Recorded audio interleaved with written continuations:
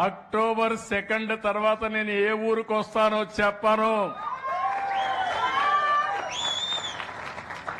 2-3 గంటల కంటే ముందు చెప్పి నేరుగా ఆ ఊరికి వచ్చి నేను 9 నెలలు సమయం ఇచ్చా, ఇంకా పరిశుభ్రత లేకపోతే ఎందుకు లేదో చెప్పే బాధ్యత అక్కడ కలెక్టర్ దగ్గర నుంచి అడ్మినిస్ట్రేషన్ తీసుకోవాల్సిన అవసరం ఉంది.